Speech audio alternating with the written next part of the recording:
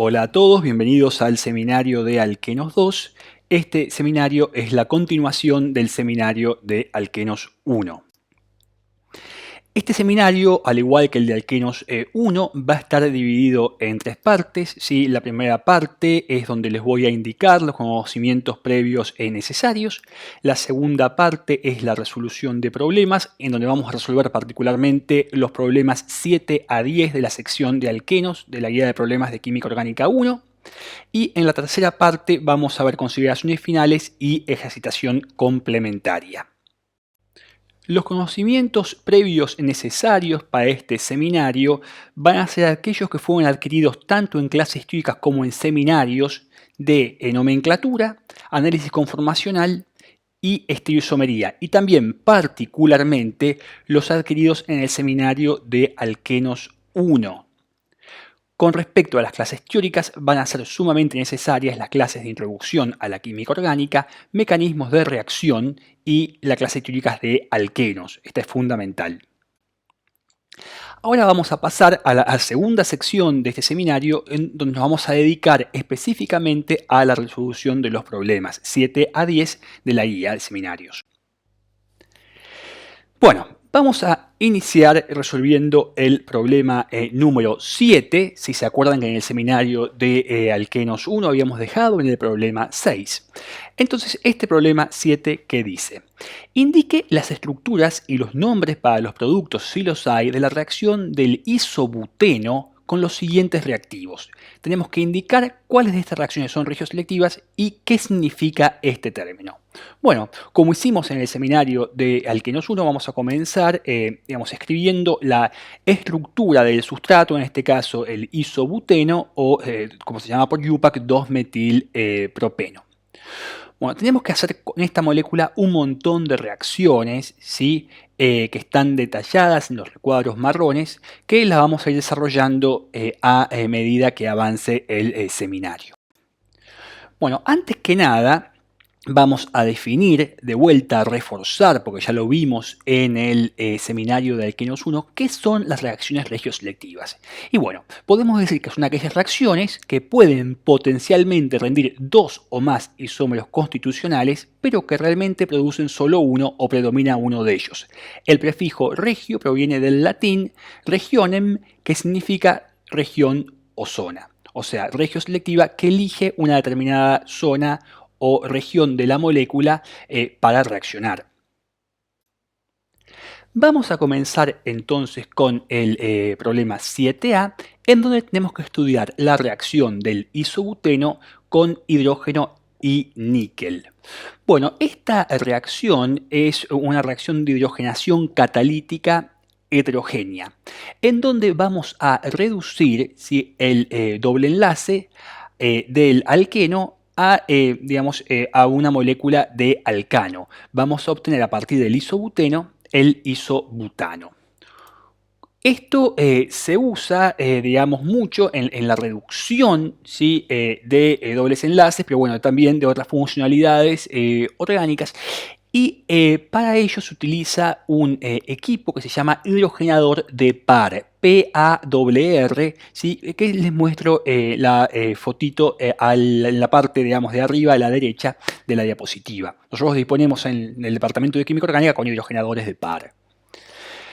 ¿Cómo ocurre esta reacción, ¿sí? ¿Y por qué es tan importante el níquel? ¿Sí? Sabemos que se llama catálisis heterogénea, ¿sí? Porque obviamente el níquel, ¿sí? No va a ser soluble en el medio de reacción, y va a ser justamente sobre la superficie del catalizador, que es el níquel, donde se van a depositar los hidrógenos, ¿sí?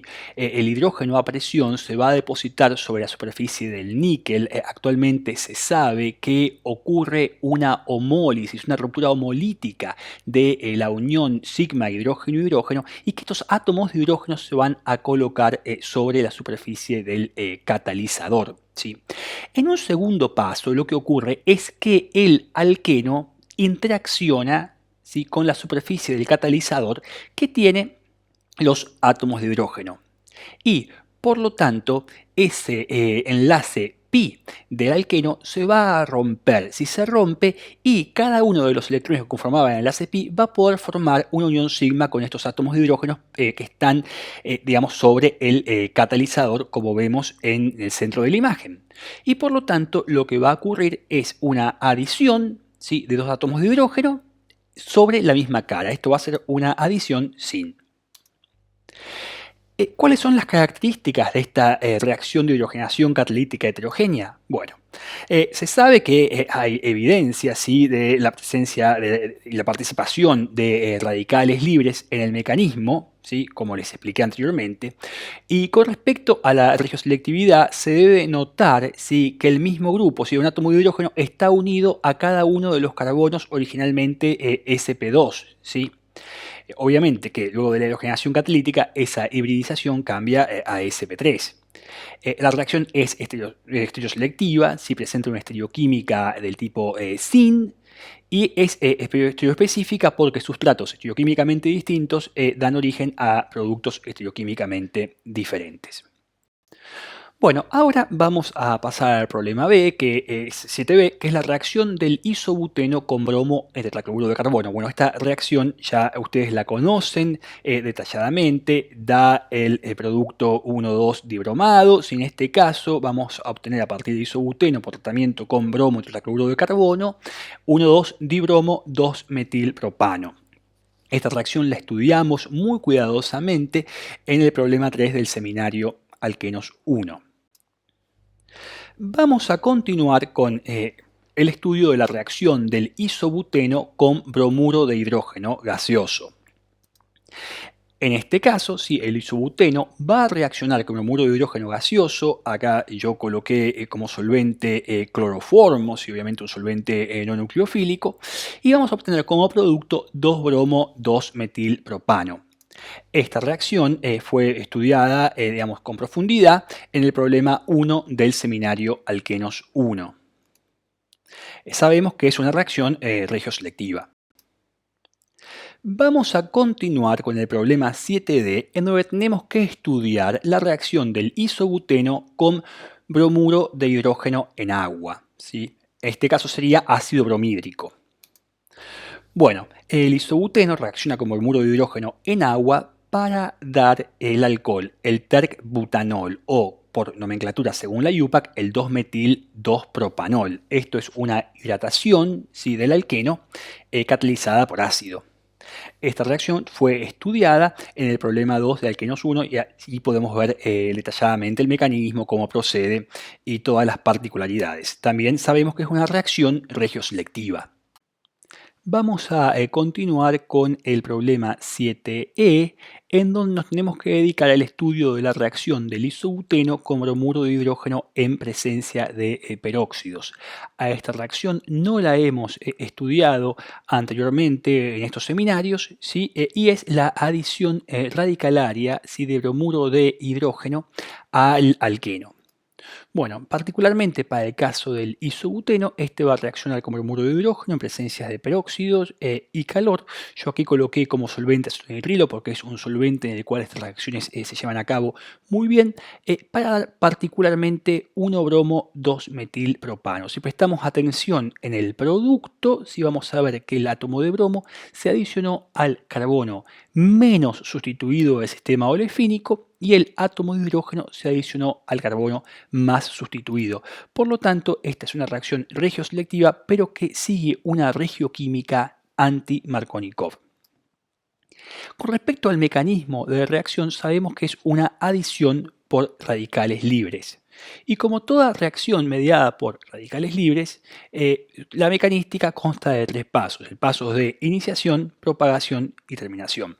Vamos a iniciar describiendo para esta reacción el paso de iniciación, en donde el peróxido, en este caso un peróxido orgánico, se descompone por acción del calor, homolizando la unión peroxídica, oxígeno-oxígeno, para generar dos radicales libres alcoxilos.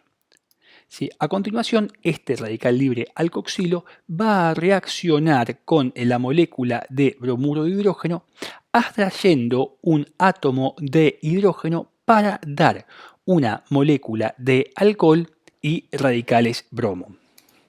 Ahora pasamos al análisis del segundo paso, que es el paso de propagación. La reacción de propagación va a ocurrir entre el radical bromo y la molécula de isobuteno. ¿Sí? El radical bromo va a reaccionar con la molécula de isobuteno, particularmente con uno de los electrones del sistema pi, para generar una unión sigma carbono-bromo. Ahora bien, vemos que el átomo de bromo se va a adicionar al carbono terminal del alqueno para de esta manera poder brindar un aducto radicalario que está centrado, sí, el radical libre, sobre un carbono terciario. Si nosotros recordamos, sí, especialmente si recuerdan de los contenidos de la clase teórica de alquenos, vamos a ver que la estabilidad, si la estabilidad de los radicales alquílicos es comparable, ¿sí?, a la estabilidad de los carbocationes, ¿sí? Y por lo tanto, digamos, un radical metilo va a ser menos estable que un radical primario, este menos estable que un radical secundario y este menos estable que un radical terciario, ¿sí? Digamos, esta es la razón por la cual, ¿sí?, al inicio del paso de propagación, el radical bromo se va a adicionar, ¿sí?, al carbono terminal del alqueno y no al carbono 2, porque al adicionarse al carbono terminal va a dar lugar, en este caso, a la formación de un radical libre centrado en carbono que es terciario, que va a estar estabilizado, ¿sí?, por los mismos efectos de hiperconjugación, efectos inductivos, que fueron explicados para el caso de las especies carbocatiónicas. Esto continúa si, con la reacción del aducto radicalario con una molécula de bromuro de hidrógeno. ¿Cómo va a ocurrir esta reacción? Bueno, esta reacción es la abstracción de hidrógeno de parte del aducto radicalario y esto sucede, digamos, hacia la molécula de bromuro de hidrógeno. El aducto radicalario va a extraer ese átomo de hidrógeno de la molécula de bromuro de hidrógeno y va a dar lugar a la formación del producto, ¿sí?, que es el 1-bromo 2-metilpropano, ¿sí?, y a un radical bromo. Este radical bromo va a continuar, ¿sí?, con la propagación reaccionando con otra molécula de isobuteno, exactamente de la misma manera que fue explicada en el primer paso de la propagación. Bueno, por último, las reacciones radicalarias constan del evento de terminación, ¿sí?, y esta reacción de terminación va a ocurrir, ¿sí?, entre dos especies radicalarias. Acá se detalla la determinación cuando reaccionan dos radicales bromo para dar una molécula de bromo, pero también tenemos que tener en cuenta, digamos, otros eventos de terminación, como puede ser la reacción del radical orgánico con el radical bromo o de dos radicales orgánicos para dar especies, digamos, que son dímeros. Esta reacción de adición de bromuro de hidrógeno anti-Markovnikov a un alqueno se da especialmente si con bromuro de hidrógeno. Esta reacción no se lleva a cabo con cloruro de hidrógeno, ni tampoco se va a llevar a cabo con ioduro de hidrógeno, ¿sí?, por razones que están explicadas claramente en las clases teóricas, que tienen que ver con cuestiones termodinámicas, ¿sí? Por cuestiones termodinámicas, tanto la adición radicalaria de cloruro de hidrógeno como de ioduro de hidrógeno a un alqueno se van a ver desfavorecidas, ¿sí? Vamos a continuar con el problema 7F, que nos plantea la reacción del isobuteno con ácido sulfúrico concentrado. Bueno, yo acá agregaría concentrado y en frío, ¿no? Entonces, cuando el isobuteno reacciona con ácido sulfúrico concentrado y frío, lo que vamos a obtener es un sulfato ácido de alquilo, en este caso el sulfato ácido de terbutilo. Si vamos a estudiar cómo es el mecanismo de reacción, que es una adición electrofílica, ¿sí? Inicialmente tenemos la reacción del alqueno con el ácido sulfúrico. Si yo acá les indiqué, digamos, uno de los protones del ácido sulfúrico en rojo y la otra parte, digamos que sería el sulfato ácido, en azul. ¿Por qué? Porque los electrones del sistema pi del alqueno van a abstraer un protón, ¿sí? Un protón de la molécula de ácido sulfúrico, ¿sí? Como se indica en la reacción, para dar lugar a un carbocatión terciario y a un anión sulfato ácido, ¿sí? Esta mecanística continúa, ¿sí? Por el ataque nucleofílico del anión sulfato ácido hacia la especie carbocatiónica para dar el sulfato ácido de terbutilo. Bueno, esta reacción, como indica en el recuadro que está en la parte de arriba y derecha de la pantalla, es una reacción regioselectiva. Vamos a continuar con el problema 7G, que es la reacción del isobuteno con agua en medio ácido. Bueno, esta reacción es la hidratación, ¿sí? En medio ácido de un alqueno, como ya estudiamos en el seminario de alquenos 1, sabemos que es una reacción que va a dar un alcohol, ¿sí? En este caso el alcohol que se forma es el terbutanol. ¿Sí? Si ustedes necesitan revisar el mecanismo de esta reacción, lo pueden ver en el problema 2 del seminario alquenos 1, y es una reacción obviamente regioselectiva. Vamos a continuar con el problema 7H, en donde tenemos que estudiar la reacción del isobuteno con bromo en agua. Bueno, como ya sabemos, estas son condiciones para obtención de una bromhidrina, ¿sí? Entonces, por tratamiento de isobuteno con bromo en agua, vamos a obtener el 1-bromo-2-metil-2-propanol. Esto lo estudiamos detalladamente en el problema 3 del seminario alquenos 1 y, como sabemos, es una reacción regioselectiva. Vamos a continuar con el problema 7i, donde tenemos que estudiar la reacción del isobuteno con permanganato de potasio en medio alcalino, diluido y frío. Esta reacción también fue estudiada en el seminario alquenos 1. Bueno, acá vemos que al tratar el isobuteno con permanganato de potasio en medio alcalino, diluido y frío, obtenemos el 2-metil-1,2-propanodiol, o sea que se obtuvo el glicol. En el problema 6 del seminario alquenos 1 se explica detalladamente esta reacción y el mecanismo por el cual transcurre la misma. Ahora, en el problema 7J tenemos que estudiar la reacción del isobuteno también con permanganato de potasio, pero en caliente y concentrado. Esto es muy importante porque si la solución de permanganato de potasio está caliente, ácida o concentrado, la dehidroxilación es seguida de una ruptura oxidativa. Sí, en este caso, como vemos en el centro izquierda de la pantalla, el isobuteno va a reaccionar con el permanganato de potasio para dar el glicol, ¿sí? Pero ese glicol está entre corchetes porque no se va a aislar, porque va a continuar su oxidación para oxidarse en acetona y formaldehído. La acetona ya está, digamos, destacada con un círculo celeste, ¿sí? Porque ese producto se va a obtener y va a ser aislable. Sin embargo, el formaldehído está indicado entre corchetes porque continúa a oxidarse. ¿A qué se va a oxidar en el medio de reacción? Bueno, se va a oxidar a ácido fórmico.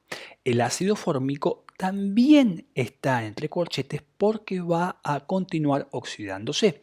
¿A qué se va a oxidar? A ácido carbónico. Y todos sabemos, ¿sí?, que el ácido carbónico se descompone a dióxido de carbono y agua. Digamos, acá el dióxido de carbono está indicado, digamos, con un circulito celeste porque va a ser, digamos, el destino final, ¿sí?, del carbono orgánico, de uno de los dos carbonos originalmente sp2 del alqueno. Bueno, esta reacción, digamos que es una ruptura oxidativa de alquenos, en especial ruptura oxidativa de alquenos con permanganato, ¿sí? Se van a formar, ¿sí?, mezclas de acetonas y ácidos carboxílicos. Y si hay fragmentos iniciales de aldehídos, estos se oxidarán a ácido, ¿sí? Como vemos en el ejemplo, un grupo metileno terminal se oxidará a dióxido de carbono y agua. Ahora vamos a continuar con el estudio de la reacción del isobuteno con ozono en presencia de sulfuro de dimetilo, ¿sí? Esta reacción se denomina ozonólisis reductiva. Es más suave que la reacción de oxidación con permanganato de potasio, ya que permite recuperar aldehídos sin oxidación posterior, ¿sí? Bueno, acá coloco la ecuación, ¿sí?, en donde tengo el isobuteno en presencia de ozono, ¿sí? Acá colocamos como solvente una mezcla de cloruro de metileno metanol 1,1, sí, que es una mezcla de solventes adecuada para llevar a cabo esta reacción. Y un segundo paso es el tratamiento con sulfuro de dimetilo, y vemos que obtenemos como productos tanto formaldehído como acetona. Sí, debemos destacar que acá sí se obtiene el formaldehído, a diferencia de la ruptura oxidativa con permanganato concentrado en caliente que vimos en el ejercicio anterior, ¿sí?, en donde el formaldehído no se aislaba y continuaba oxidándose hasta llegar a dióxido de carbono. Bueno, acá destaco de vuelta en el cuadradito marrón que es muy importante, que permite recuperar aldehídos sin oxidación posterior. ¿Cómo es el mecanismo de esta ozonólisis reductiva? Bueno, en el paso 1, acá tenemos al ozono, tenemos dos formas resonantes, ¿sí?, del ozono, donde vemos que tenemos una carga positiva y una carga negativa, ¿sí?, en ambas formas canónicas del híbrido en resonancia. ¿Sí? ¿Qué va a ocurrir? El ozono va a reaccionar de manera concertada con el alqueno para dar un ozónido primario o molosónido. Se llama molosónido porque se produce al adicionar un mol de ozono. El molosónido presenta dos uniones peróxido, o sea, oxígeno-oxígeno, por lo que es muy inestable y se reordena rápidamente para formar un ozónido, ¿sí? Acá tenemos al centro derecha de la pantalla la estructura del ozónido. Los ozónidos, digamos, tampoco son muy estables, si bien son mucho más estables que los ozónidos primarios, pero es, digamos, una tarea bastante dificultosa aislar un ozónido, y en presencia de un agente reductor, como es el sulfuro de dimetilo, se va a reducir fácilmente. Vemos acá en el paso 2 que el ozónido va a reaccionar con el sulfuro de dimetilo para producir, digamos, en este caso, ¿sí?, formaldehído, acetona y dimetilsulfóxido, ¿sí? Como vemos, digamos, el dimetilsulfuro se va a oxidar, ¿sí?, a dimetilsulfóxido. Vamos a continuar con el problema 7L, en donde tenemos que estudiar la reacción del isobuteno con acetato de mercurio, ¿sí?, en agua, seguida de tratamiento con bromhidruro de sodio. Esta reacción la estudiamos en detalle en el seminario de alquenos 1. Sabemos que estamos hablando de una oximercuración, desmercuración de un alqueno, ¿sí? Particularmente para el caso del isobuteno, digamos, esta reacción va a dar como producto terbutanol. Si necesitamos repasar, digamos, la mecanística de esta reacción, podemos recurrir al problema 5 del seminario alquenos 1. Bueno, y obviamente estamos en presencia de una reacción regioselectiva, ¿sí? Bueno, continuamos con el problema 7M. Si acá esto ya plantea un desafío interesante, porque tenemos que analizar la reacción del isobuteno con bromo en presencia de luz. Bueno, estas son condiciones clásicas, ¿sí?, para la bromación alílica de un alqueno.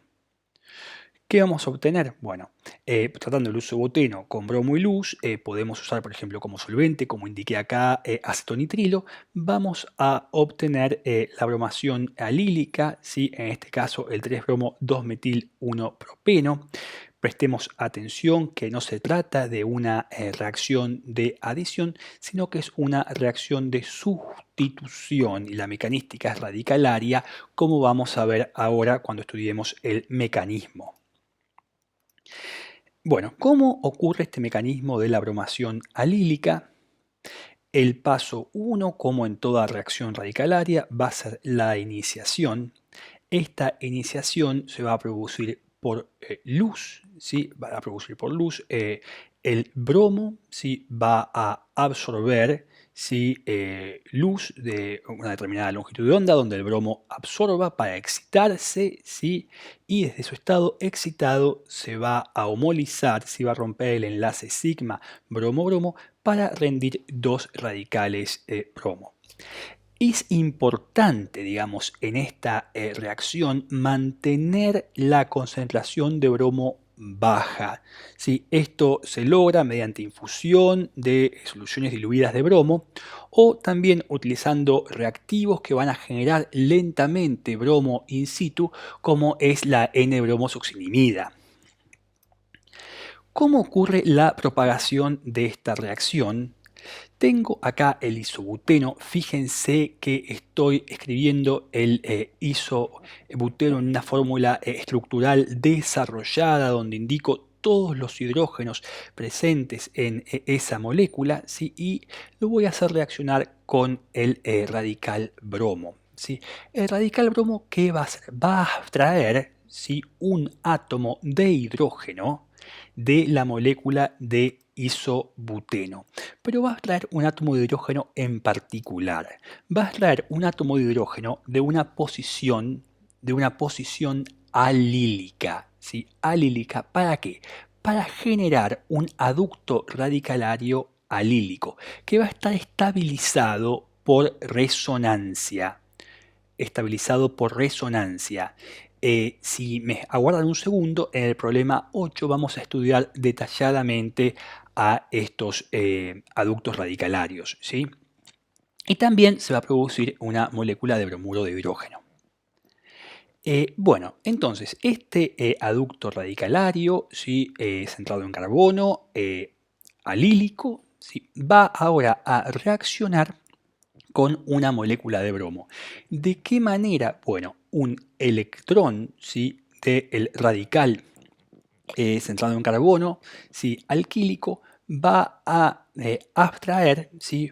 Un átomo de bromo de la molécula de bromo. Y se va a homolizar la unión sigma bromo-bromo para producir otro radical bromo. Entonces, de esta manera genero el producto de reacción, que es el 3-bromo 2-metil 1-propeno, y otro radical bromo que ¿qué va a hacer? Va a propagar la reacción. ¿Sí? Si vamos al paso, digamos, a la primera instancia del paso 2, vemos que necesitamos un radical bromo para que abstraiga otro átomo de hidrógeno de la posición alílica, y es efectivamente este radical bromo el que va a seguir propagando la reacción.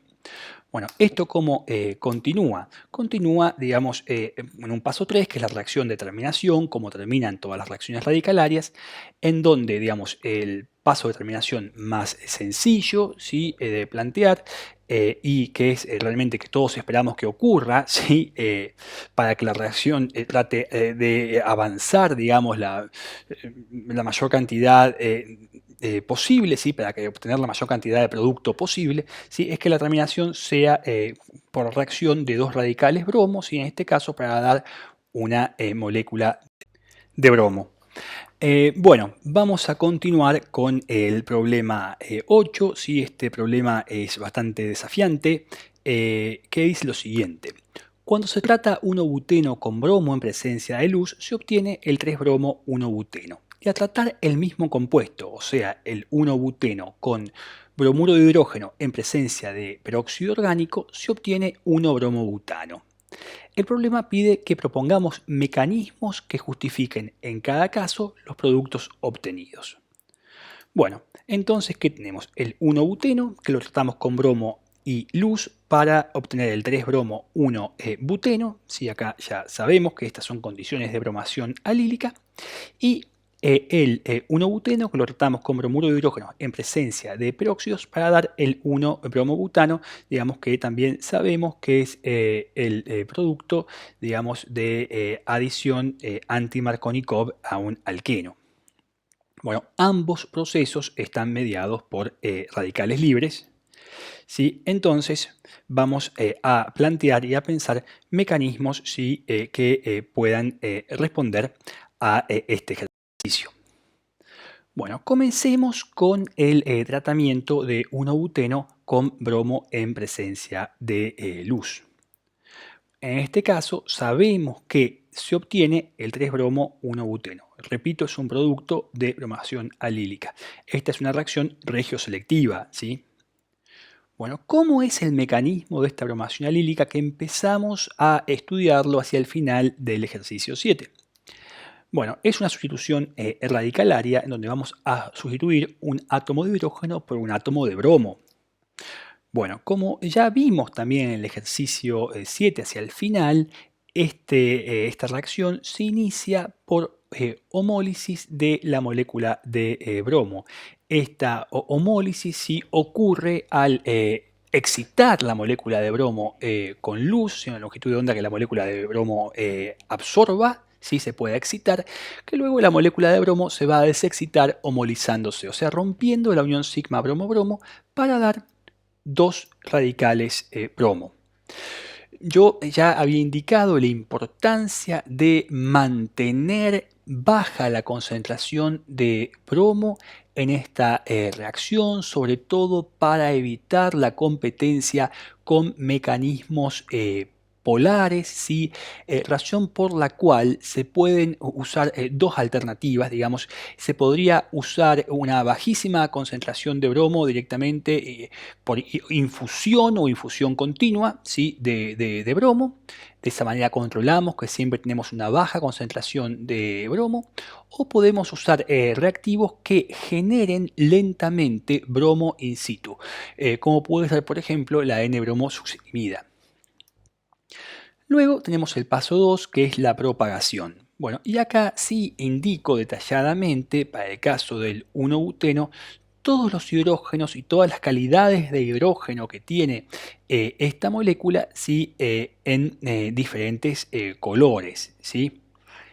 Bueno, tenemos la reacción del radical bromo, ¿sí? Con el 1-buteno, y sabemos que el radical bromo va a traer un átomo de hidrógeno, ¿sí? Y que la extracción de ese átomo de hidrógeno, ¿sí? Como les anticipé, va a ocurrir, ¿sí? Sobre un hidrógeno en posición alílica, ¿sí?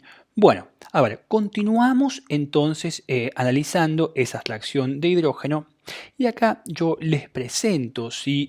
Distintas tablas, ¿sí? Acá en la tabla 1 se compara si la energía de disociación de enlace, si ED, que significa energía de disociación de enlace carbono-hidrógeno, y la estabilidad de los radicales alquílicos. Para el caso de los radicales alquílicos podemos hacer una relación directa, ¿sí? Entre la energía de disociación de enlace y la estabilidad de ese radical.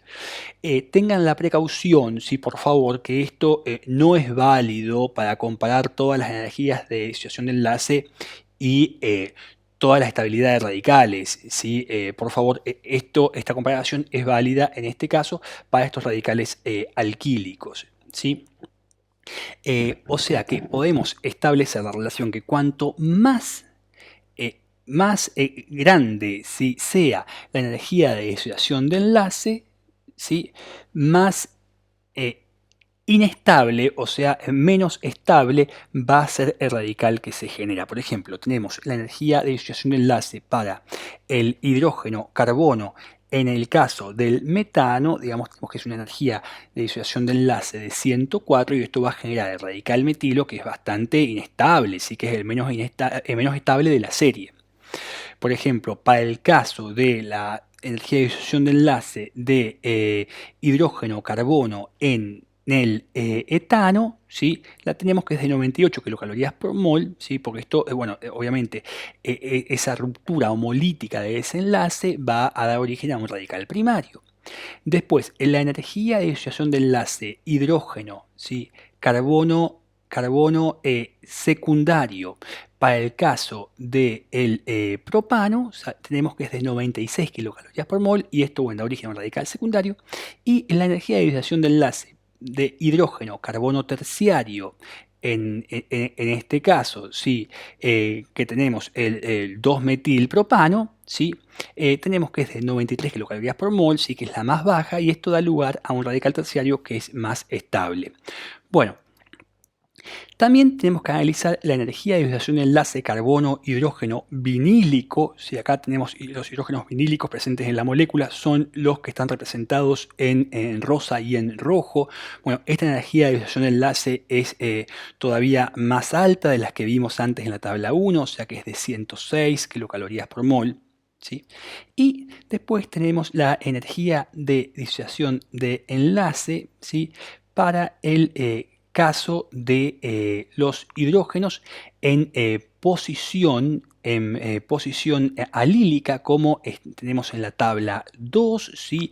Para el compuesto del centro, ¿sí? Que tenemos para ese compuesto del centro de la tabla 2 arriba, ¿sí? Tenemos una energía de disociación de enlace de ese hidrógeno alílico de 85 kilocalorías por mol, que da lugar a un radical alílico. Y después tenemos como un ejemplo ya más extremo, que es el compuesto de la derecha en la tabla 2, el hidrógeno que está en rojo.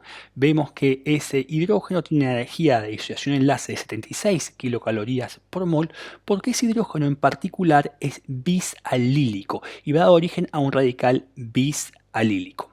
Bueno, volvamos al compuesto del centro de la tabla 2, ¿sí? Que tenemos un hidrógeno similar, ¿sí? A los hidrógenos verdes que tenemos en nuestro ejemplo del 1-buteno, ¿sí? Que son hidrógenos, en este caso, alílicos. Y vamos a ver que la energía de disociación de enlace es 85 kilocalorías mol, que obviamente es mucho más baja que todas las que estudiamos anteriormente, ¿sí? Con salvedad obviamente del bisalílico, pero que no es aplicable para este ejercicio. Entonces, por lo tanto, el hidrógeno que se va a mezclar va a ser el hidrógeno que es alílico y está representado en verde porque va a dar origen a un radical que va a ser alílico, que va a estar estabilizado por resonancia. ¿Sí? Acá les muestro dos formas canónicas, ¿sí? De ese híbrido en resonancia. ¿Sí? Vemos también que son dos formas canónicas no equivalentes. Bueno, cuando se produce la abstracción por parte del átomo de bromo, de ese átomo de hidrógeno, ¿sí? De la posición alílica del 1-buteno en este caso, voy a obtener un aducto radicalario, ¿sí? Con el radical centrado en un carbono que va a ser alílico y una molécula de bromuro de hidrógeno. Esta reacción, ¿cómo prosigue? Bueno, el aducto radicalario, ¿sí? Con el electrón desapareado sobre el carbono alílico, va a reaccionar con la molécula de bromo, abstrayendo, ¿sí? Un átomo de bromo y cediendo al medio otro átomo de bromo, ¿sí? O sea que acá obtenemos el producto de bromación alílica y otro átomo de bromo que va a propagar, a seguir propagando la reacción, porque este átomo de bromo que acabamos de generar va a abstraer otro átomo de hidrógeno de la posición alílica. Bueno, por último, la reacción termina, como venimos estudiando hasta ahora, sí que son eventos de terminación radical-radical para generar, digamos, otra molécula de bromo, pero también tenemos que tener en cuenta, digamos, la terminación radical orgánico, radical bromo o radical orgánico, radical orgánico, ¿sí? Que da un dímero. Bueno, vamos a continuar con el estudio de esta reacción. Entonces tenemos que ver, y ahora nos preguntamos, digamos, algo que seguramente ustedes se preguntan, es cómo evito la reacción polar. Porque si tengo un alqueno y tengo bromo en un solvente no nucleofílico, ustedes lo que se van a imaginar inmediatamente es la obtención de ese derivado 1,2-dibromado, ¿no? Bueno, para esto es clave, para evitar la reacción polar, que es la adición de bromo al doble enlace, es clave mantener baja la concentración de bromo y se debe irradiar en todo momento. Si yo obtengo estos radicales bromos, si los radicales bromos son muy reactivos e incluso una baja concentración de los radicales bromos puede producir una reacción en cadena rápida que lleva a la obtención del producto de sustitución mediante bromación alílica. O sea que la clave para evitar la reacción polar es mantener baja la concentración de bromo e irradiar en todo momento para estar siempre en condiciones de reacción radicalarias. Otra pregunta que les puede surgir, ¿sí? Luego de seguramente analizar la resolución de los ejercicios de este seminario, es si se puede obtener el producto 1,2-dibromado por vía radicalaria. ¿Sí? Vamos a ver que la obtención del producto 1,2-dibromado por vía radicalaria no ocurre, ¿sí? Obviamente que no ocurre. ¿Sí? ¿Por qué?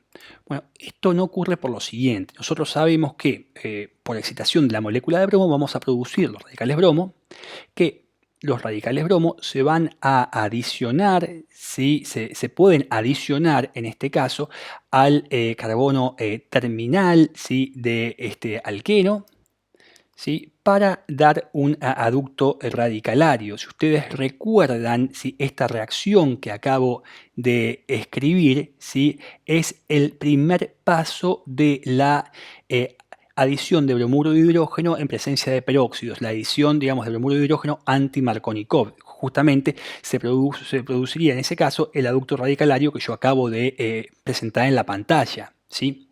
Bueno, pero vamos a ver que este aducto radicalario no puede abstraer un átomo de bromo de una molécula de bromo. ¿Por qué? Por una simple cuestión estérica. Digamos, la molécula de bromo es bastante voluminosa y el hecho de tener ya un átomo de bromo adicionado en el carbono adyacente al carbono que porta el radical, digamos, esto va a hacer que la aproximación del aducto radical a la molécula de bromo sea imposible, ¿sí? Y que no, de hecho, no ocurre. Fíjense qué distinto es el caso cuando tengo en el medio de reacción una molécula de bromuro de hidrógeno, donde este aducto radicalario lo que tiene que hacer es abstraer un átomo de hidrógeno que es muy chico de una molécula de bromuro de hidrógeno. Sí.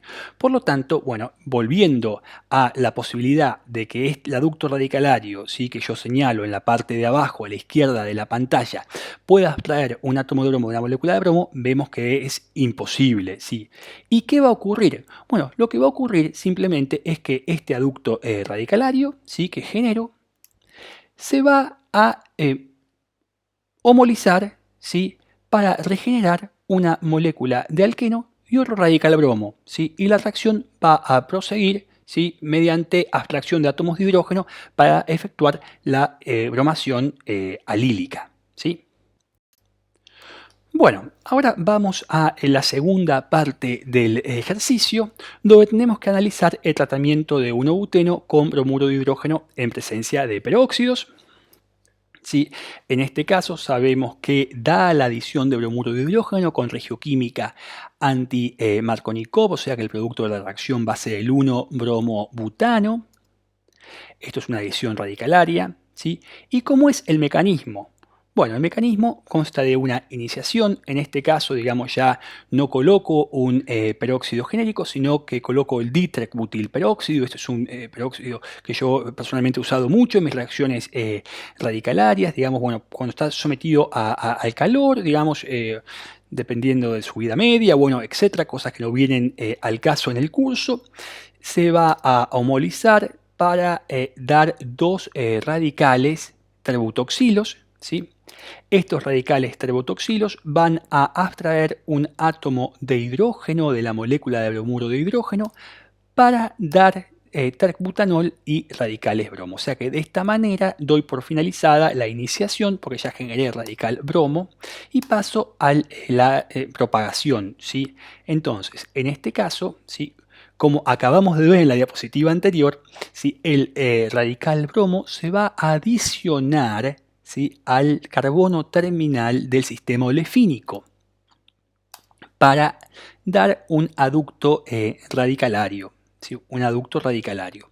Este aducto radicalario, ¿sí? ¿Qué va a hacer ahora?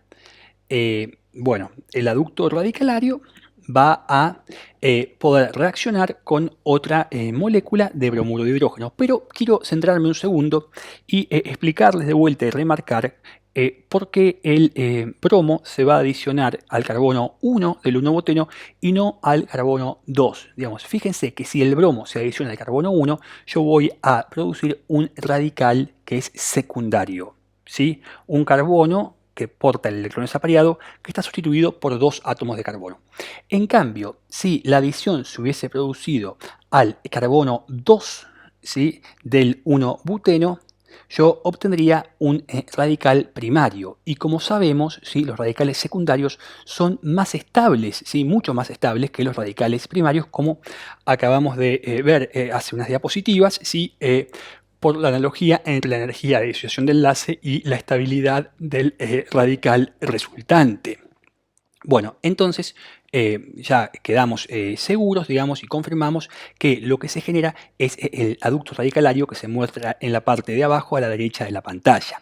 Ese aducto radicalario continúa reaccionando con la molécula de bromuro de hidrógeno para abstraer un átomo de hidrógeno. En este caso, fíjense, ¿sí? Que sí, este aducto radicalario puede abstraer un átomo de hidrógeno de la molécula de bromo. Es muy distinta, de la molécula de bromuro de hidrógeno, perdón. Es muy distinta la molécula de bromuro de hidrógeno y abstraer un átomo de hidrógeno que abstraer un átomo de bromo de la molécula de bromo. Entonces, por lo tanto, va a ocurrir la abstracción del átomo de hidrógeno de la molécula de bromuro de hidrógeno para dar, ¿sí? El 1-bromo-butano y otro radical bromo que va a continuar propagando la reacción. ¿Qué va a hacer? Ese radical bromo se va a adicionar, ¿sí? Al carbono 1 del 1-buteno y continuar reaccionando. Luego tenemos el evento de terminación. Sigue como siempre. Acá indicamos la terminación por reacción de 2 radicales bromo para dar la molécula de bromo. Pero bueno, tampoco tenemos que dejar de considerar, digamos, la reacción, digamos, que puede ocurrir entre el aducto radicalario y el radical bromo o entre 2 aductos radicalarios para dar un dímero, ¿sí? Entonces, repasemos, digamos, que esta reacción, ¿sí? De adición de bromuro de hidrógeno a un alqueno en presencia de peróxidos da el producto, digamos, de adición con regioquímica anti-Markovnikov. Vamos ahora a pasar al ejercicio 9. ¿Sí? El ejercicio 9 dice lo siguiente, dice indique todos los pasos para una posible síntesis de laboratorio de los compuestos siguientes. ¿Sí? Tenemos que sintetizar 1,2-dibromobutano a partir de 1-bromobutano, 2-bromobutano a partir de N-butanol, bromuro de N-propilo a partir de isopropanol y 1-propanol a partir de 2-propanol. Bueno, manos a la obra. Estos son todos ejercicios de retrosíntesis, ¿sí? Fíjense cómo coloqué en la parte central superior de la diapositiva la molécula de 1,2-dibromobutano hacia la izquierda y hacia la derecha la molécula de 1-bromobutano. ¿Qué significa esto? Bueno, que tengo que obtener 1,2-dibromobutano a partir de 1-bromobutano. Vamos a empezar a razonar la estrategia y para justamente llevarla a cabo, conviene siempre pensar la reacción de atrás para adelante. Empiezo por el producto y veo cómo puedo obtener ese producto. Entonces, ahora yo tengo que pensar cómo puedo obtener 1,2-dibromobutano. Entonces, la pregunta que nos tenemos que hacer es la siguiente. Bueno, perdón, acá indico obviamente que el 1,2-dibromobutano será la mezcla racémica, ya que presenta, digamos, un carbono quiral, ¿sí? Por más que no esté indicado en el ejercicio, ¿sí? Bueno, vamos con la estrategia sintética. ¿Puedo obtener, ¿sí? La mezcla racémica de 1,2-dibromobutano? ¿Cómo la puedo obtener? ¿Cómo obtener la mezcla racémica de 1,2-dibromobutano? ¿Es posible obtenerla directamente a partir de 1-bromobutano? Bueno, sabemos que a partir de 1-bromobutano no la podemos obtener. Entonces tenemos que ver cómo la podemos obtener. Y sabemos, ¿sí? Que el 1,2-dibromobutano se puede obtener, ¿sí? Por halogenación por reacción, digamos, del 1-buteno con bromo en tetracloruro de carbono. O sea, si hacemos reaccionar 1-buteno con bromo en tetracloruro de carbono, vamos a obtener la mezcla racémica de 1,2-dibromobutano. Bueno, ahora la segunda pregunta es la siguiente.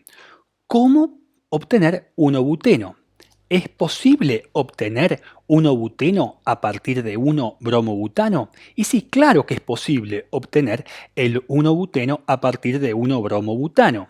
¿Cómo vamos a hacer? Simplemente esto es una reacción de eliminación, ¿sí? Que la van a estudiar muy bien cuando vean el seminario de derivados halogenados, pero si ustedes se fijan, ¿sí? Al principio en la guía de problemas, digamos, cuando inicia el capítulo de alquenos, la sección de alquenos, van a ver que tienen esas arañas y donde indica, digamos, la síntesis de un alqueno por tratamiento, ¿sí? De un derivado halogenado con potasa alcohólica, como en este caso. Entonces, el tratamiento de 1-bromobutano con hidróxido de potasio en etanol va a generar, ¿sí? 1-buteno.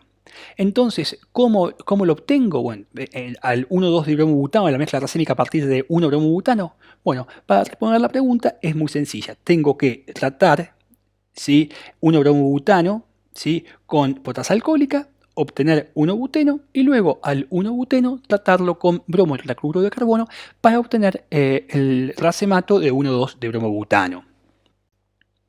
Vamos a continuar ahora con el problema 9b, ¿sí? Que el desafío retrosintético en este caso es obtener 2-bromobutano a partir de N-butanol. Bueno, de vuelta, acá tenemos que obtener, ¿sí? La mezcla racémica de 2-bromobutano a partir de N-butanol. Entonces la pregunta que me hago es la siguiente. ¿Cómo se puede obtener la mezcla racémica de 2-bromobutano? ¿Es posible obtenerla directamente a partir de N-butanol? Bueno, no es posible obtenerla directamente a partir de N-butanol, razón por la cual tengo que ver cómo lo puedo obtener, ¿sí? Y esto lo puedo obtener por una adición, ¿sí? De bromuro de hidrógeno, adición Markovnikov, ¿sí? De bromuro de hidrógeno a un alqueno, y en este caso tendría que usar el 1-buteno. A tratar, digamos, el 1-buteno con bromuro de hidrógeno gaseoso en cloroformo, ¿sí? Voy a obtener la mezcla racémica de 2-bromobutano. Bueno, ahora la pregunta que me tengo que hacer es cómo puedo obtener 1-buteno y si es posible obtenerlo a partir de N-butanol, ¿sí?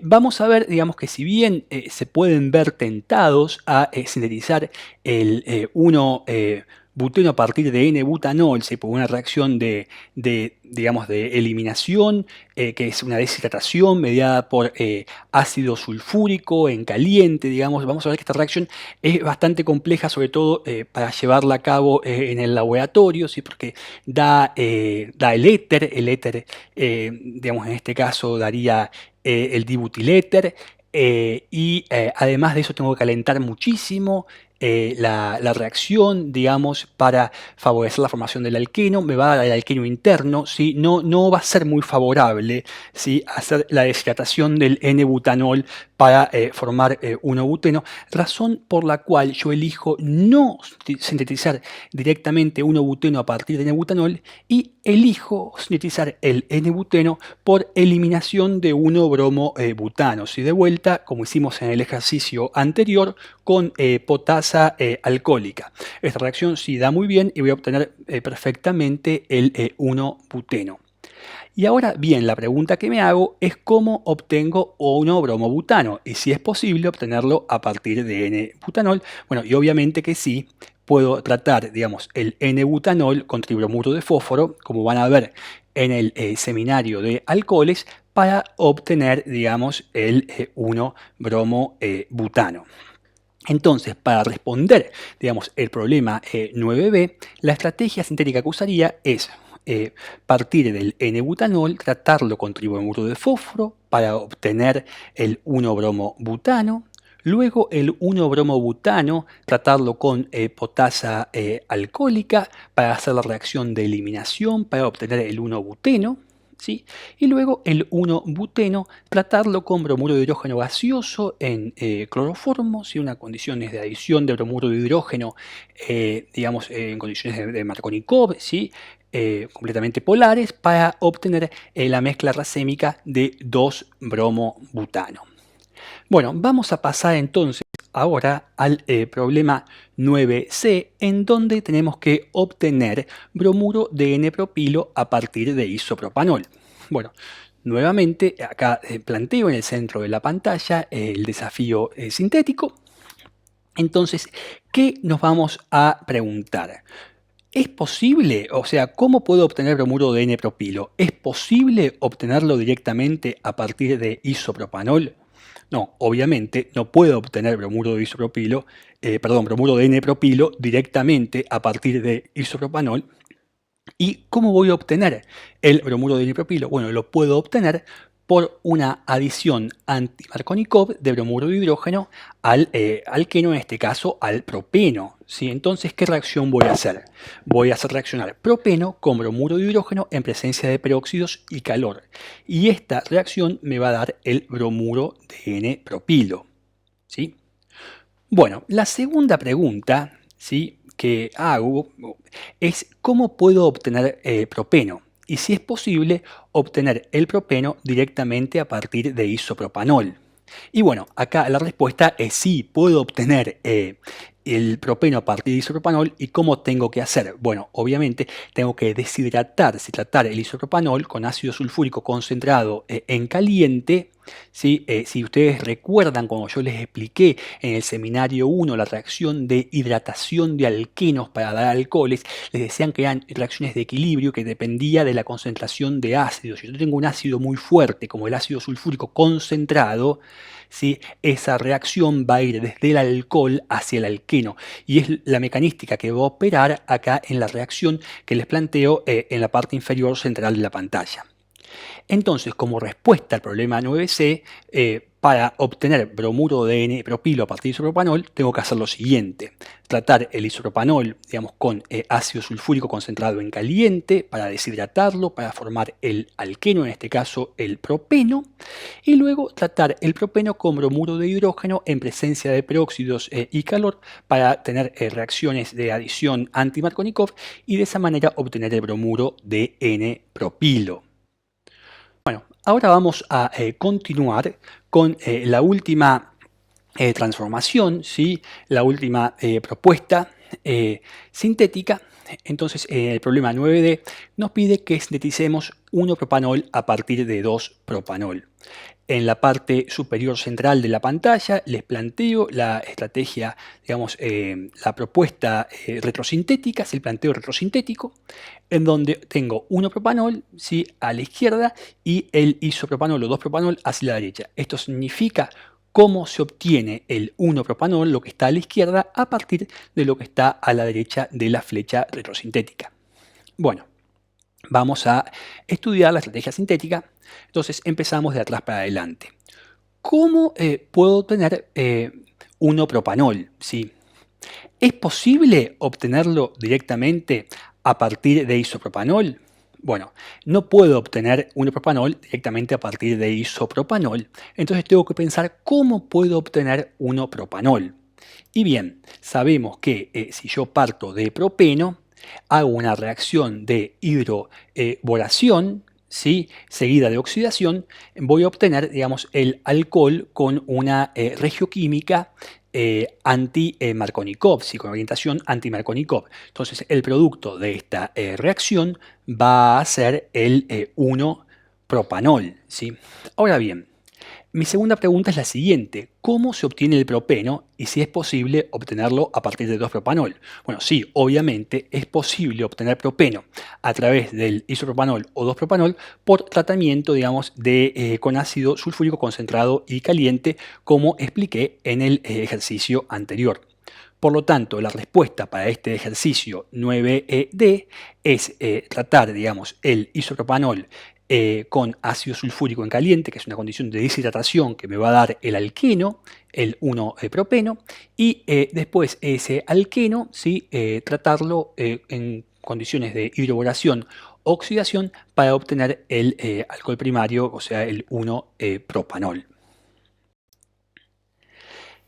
Bueno, continuando, ¿sí? Vamos a resolver el último problema, ¿sí? De la sección de alquenos, de la guía de problemas. ¿Sí? Les aclaro que va a haber luego unos problemas de IR, pero esos problemas de IR, que son 2, los voy a grabar en un módulo aparte, en un PowerPoint aparte, porque son muy sumamente cortos, y esos problemas ustedes los van a poder resolver recién luego de haber tenido la clase teórica de IR, que es hacia el final de la cursada, ¿sí? Pero bueno, ahora vamos a quedarnos acá en el problema 10, ¿sí? Y el problema 10 dice que propongamos mecanismos posibles para cada una de las siguientes transformaciones. Tenemos una transformación A y una transformación B. Bueno, vamos a ocuparnos de la transformación A, ¿sí? En donde tenemos un alqueno, ¿sí? Que está tratado con bromuro de hidrógeno en cloroformo para dar un derivado halogenado, ¿sí? ¿Cómo ocurre esa transformación? Bueno, entonces vamos a ver el paso 1 que podemos plantear, donde digamos justamente vamos a hacer la adición, ¿sí? Electrofílica de bromuro de hidrógeno al alqueno. Entonces, sabemos que el bromuro de hidrógeno, digamos, es una molécula que está polarizada y que va a reaccionar fácilmente con los electrones, ¿sí? Los electrones del sistema pi del alqueno. Muy bien, la adición de ese protón, ¿sí? Al carbono terminal del alqueno va a dar lugar a la formación de un carbocatión secundario, ¿sí? Si nos fijamos bien, digamos, ese carbocatión secundario, ¿sí? Tiene adyacente un carbono que es primario y otro carbono que está sustituido, ¿sí? Podemos ver que está sustituido por 4 carbonos, ¿sí? Por lo tanto, lo que va a ocurrir acá, como yo indico en colorado, si ustedes ven en colorado, ahí tienen un metilo, ¿sí? Va a ocurrir una transposición, va a transponer ese metiluro, ¿sí? Para dar lugar a la formación de un carbocatión más estable, que es un carbocatión terciario, y luego en el paso 3, sobre ese carbocatión terciario, va a proceder a atacar nucleofílicamente el bromuro para dar el producto de la reacción. Así que bueno, acá ya tenemos el mecanismo por el cual ocurre la transformación planteada en el ejercicio 10A. Para finalizar con esta sección del seminario vamos a resolver el problema 10B, en donde tenemos que plantear un mecanismo para la transformación que se muestra en la parte central superior de la pantalla. En este caso, como sustrato, tenemos una molécula que presenta una funcionalidad alqueno y una funcionalidad hidroxilo, que va a ser tratada con bromo en cloroformo para dar el compuesto cíclico, ¿sí? Que se muestra como producto de la transformación. Entonces vamos a empezar a analizar cómo podría ser este mecanismo. Tenemos una funcionalidad alqueno, ¿sí? Que va a reaccionar con una molécula de bromo. Sabemos que esta reacción, ¿sí? Ocurre mediante el ataque del sistema olefínico de los electrones pi del alqueno hacia la molécula de bromo, ¿sí? Que ahora se encuentra polarizada porque se ha acercado, ¿sí? A la funcionalidad alqueno. De esta manera vamos a obtener el ataque por la parte superior, por la cara superior y por la cara inferior del plano del alqueno para dar los respectivos cationes bromonios cíclicos, ¿sí? Y aniones bromuro. Bueno, ahora bien, ¿cómo evoluciona esta reacción? Estamos en presencia de cloroformo como solvente, ¿sí? Recuerdo que es un solvente no nucleofílico, ¿sí? Entonces, como nucleófilos disponibles para atacar el catión bromonio, vamos a tener el bromuro, ¿sí? Que fue el anión, ¿sí? Que se generó, ¿sí? en la etapa anterior justamente por reacción entre el alqueno y la molécula de bromo, pero debemos notar que en nuestra molécula de sustrato y ahora en el mismo catión bromonio, ¿sí? En la misma molécula de catión bromonio, vamos a obtener una funcionalidad hidroxilo que puede actuar excelentemente como nucleófilo sobre el catión bromonio, y esto todavía está favorecido porque es un paso unimolecular, es una reacción unimolecular en donde si no tienen que colisionar dos especies distintas, ¿sí? Para dar un producto, sino que van a tener que reaccionar dos partes de una misma molécula. ¿Sí? Entonces, efectivamente, el hidroxilo va a efectuar, ¿sí? El ataque nucleofílico al catión bromonio, ¿sí? Va a atacar el carbono más sustituido, ¿sí? Del catión bromonio, y lo va a hacer por la cara opuesta para dar los respectivos cationes oxonios cíclicos, ¿sí? Que luego se van a desprotonar para dar el producto de reacción. Bueno, me gustaría aclarar que tanto para los pasos 2 y 3 no me detuve, ¿sí? Analizando en detalle la estereoquímica del producto, porque no es lo que pedía el enunciado. Bueno, hemos terminado con la segunda parte, la parte, digamos, más dificultosa, digamos, de este seminario, que era justamente resolver los problemas que habían quedado pendientes, y ahora entramos en la etapa final, que son las consideraciones finales y ejercitación complementaria. Bueno, como consideraciones finales, yo personalmente les quiero pedir que resuelvan nuevamente ustedes todos los ejercicios de la IA, que traten de entender cada ejercicio, que traten de entender cada mecanismo, que traten de entender cada reacción, que no estudien de memoria absolutamente nada, porque todo lo que estudian de memoria no lo van a entender, se lo van a olvidar, digamos, y eso no va a ir, digamos, a favor de su formación como futuros profesionales, ¿sí? Entonces yo les aconsejo que tienen que entender cada reacción que ustedes están escribiendo en el papel, ya sea de alquenos o del tema que sea en química orgánica, ¿sí? Entonces yo realmente, digamos, les aconsejo que rehagan todos los ejercicios y que consulten las dudas que tengan a sus respectivos encargados de comisión. Bueno, también espero que hayan aprovechado su primera aproximación con las reacciones orgánicas y los mecanismos de reacción. Y si logran entender bien los conceptos de ese seminario, estoy seguro que si entienden los conceptos de ese seminario, van a poder, se les va a facilitar muchísimo comprender todos los seminarios sucesivos, ¿sí?